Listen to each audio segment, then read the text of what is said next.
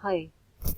咁今日咧就想同我重溫翻咧，就係關於一個直角三角形裏面咧，我哋點樣去定義咧，就係 sine、cosine、tangent 嗰三個 trigonometric ratios。好啦，咁我哋睇到呢個咧就係直角三角形啦。咁呢個係 angle theta 啦。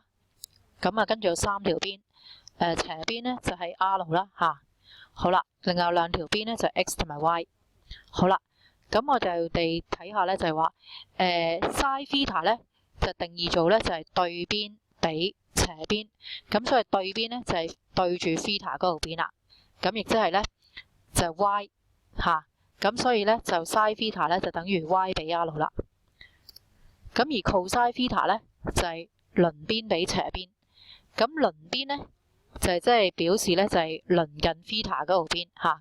咁鄰近 theta 咧，嗰度邊有兩條啦，咁長嗰條咧係斜邊啊嘛，咁呢條咪鄰邊咯，所以 cosine theta 咧就 x 比 r 啦。咁 tangent theta 咧就定義做咧就對邊比鄰邊嚇，亦即係對住 theta 嗰度邊就比鄰近 theta 嗰度邊啦嚇。咁喺呢度嚟講咧，即係 y 比 x 啦。